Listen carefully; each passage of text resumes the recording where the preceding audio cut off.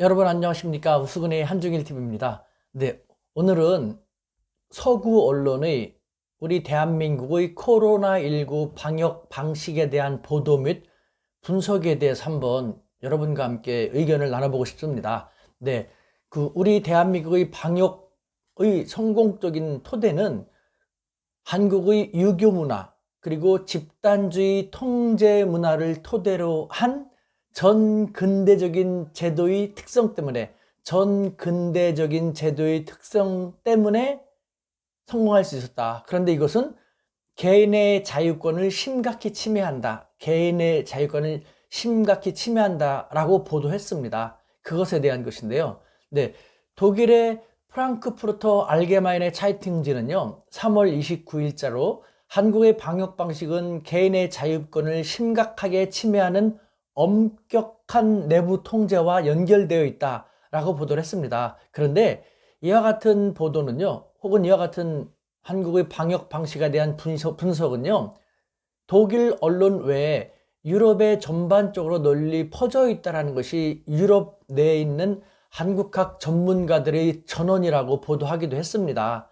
이에 대해서 베를린 자유대 한국학과의 한 교수는요, 한국의 방역 방식이 유교 문화의 영향이라는 평가는 칭찬으로 볼 수 없다. 칭찬으로 볼 수 없다. 서구는 근대화 과정을 거치면서 자유의지로 국민국가로 거듭났지만 동아시아는 전근대적인 공동체 정신과 유교 문화가 아직 잔존되어 있다는 시각으로서 전형적인 오리엔탈리즘이라고 지적하고 있습니다.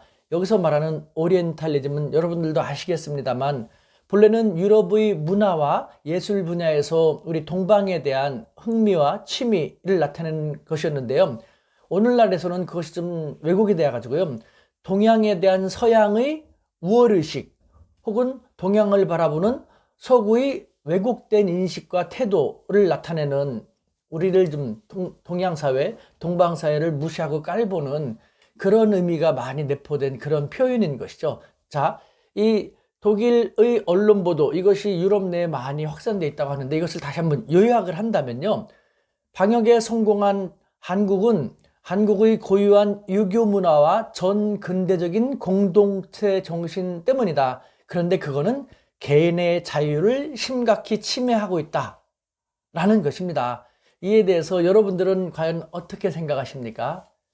네, 저는 어느 정도는 인정을 합니다. 네, 저도 그렇고요. 우리 대부분의 동양 사람들은 오리엔탈리즘, 즉 동양이 서양보다는 좀 열등적이었고 서구가 동구보다는 조금은 우월의식을 갖고 앞서 나간 것은 맞다라고 생각하는 것, 이것이 틀린 것은 아닐 것입니다. 하지만 재행무상이란 말이 있습니다. 재행무상. 모든 것은 항상 변한다는 것이죠. 네, 과거에는 그랬습니다. 과거에는요, 서구가 동양보다 더 잘 나가기 때문에 과거에는 그랬지만, 과연 21세기 아시아 시대를 맞이해서 지금 그렇게 빠르게 아시아 시대가 전개되어지고 있는 이 마당에도 우리는 이 오리엔탈리즘, 서양에 대한 열등의식, 대부분의 경우 서양의 것이 동양의 것보다 더 우월하다, 더 좋다라는 것을 무조건 수용하고 따라야만 하는 것일까요?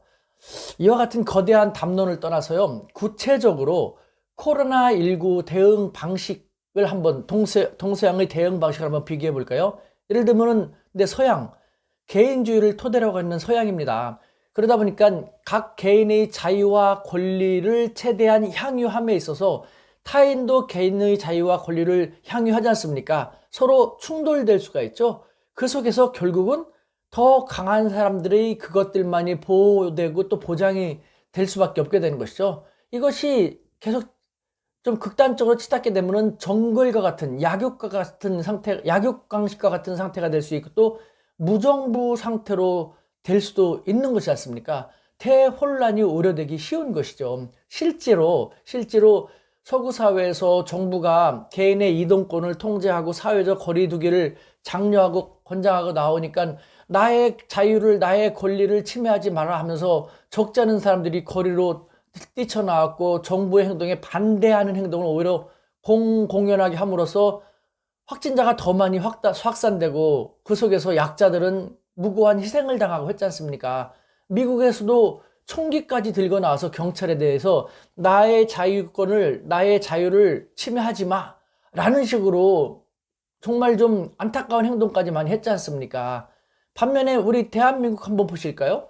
공동체 정신이 서양보단 더 강합니다. 그러다 보니까요, 나의 자유도 중요하지만, 나 하나의 잘못된 일탄 행위로 인해서 우리 사회, 우리 국가에 전체적으로 영향을 미칠까 우리는 생각을 하지 않습니까? 또 우리 정부가 잘 행하고 있고 또 우리 정부가 그와 같은 요청을 하니까 그것이 설득력이 있고 하기 때문에 우리는 정부가 강압적으로 하지 않더라도 권고는 하고 요청을 하지만 우리는 우리 스스로 자발적으로 우리의 자유와 권리를 자제해온 것이 아닙니까? 우리가 불편하지만 마스크를 쓴 것도 그렇고 외출도 자제하고 사회적 거리를 둔 것도 강압적으로 명령에 의한 것이 아니라 공동체를 생각하고 나도 중요하지만 우리를 생각하는 그와 같은 유교 문화를 토대로 한 우리이기 때문에 더 강하게 자발적으로 나올 수 있었던 것 아닐까요? 네, 이런 우리들이 과연 이 서구 사회가 지적하는 것처럼 우리 정부가 우리의 개인의 자유권을 침해했다, 심각히 우리는 우리의 자유권이 심각히 침해당하고 있다라고 생각하는 사람들이 과연 얼마나 될까요? 아니, 저는요, 우리 대한민국 개인의 자유와 권리가요, 지금은 서구 어느 국가의 개인의 자유와 권리 못지않게 향유될 수 있는 그런 환경을 대한민국 정부는 보장해주고 있다는 생각이 듭니다. 저의 개인의 자유와 권리가 서구의 어느 국가의 개인의 자유와 권리보다도 뒤떨어진다라고 저는 생각되지 않거든요.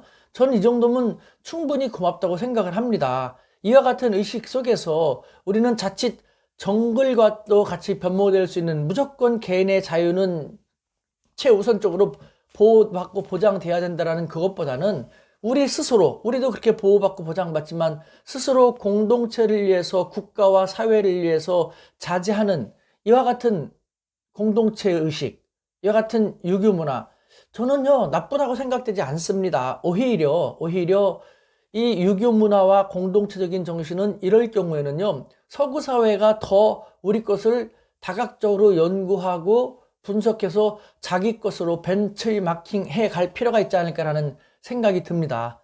네, 한국형 민주주의를 요즘 제가 많이 제안하고 있는데요. 이번에 독일도요, 이와 같은 보도 분석을 한 독일도 독일에게 부족한 것, 한국이 더 뛰어난 것을 독일에게 부족한 것으로 생각을 하고 그것을 조금 더 연구하고 받아들이기, 독일화 시켜서 받아들이기 위한 과정에서 이렇게 얘기했다면은 충분히 이해가 된다고 생각합니다. 발전적인 수용을 위한 노력인 것이니까요. 이와 같은 차원에서 우리는요, 과거와 달리 우리 것이 더 뛰어나다라는 것을 우리는 여태까지 잘 몰랐을 텐데 앞으로 더 많은 분야에서 우리 것이 더 우월하고 뛰어나고 또 다른 나라에서도 벤치마킹할 분야가 많다라는 것을 조금 더 생각을 하면서 그렇다고 자족하자는 거 아니라는 거 아시죠? 우리 것을 더 많이 의식을 하고 우리 것을 더 멋있게 개성 발전시켜 나가는 대한민국이 되었으면 좋겠다라는 것입니다.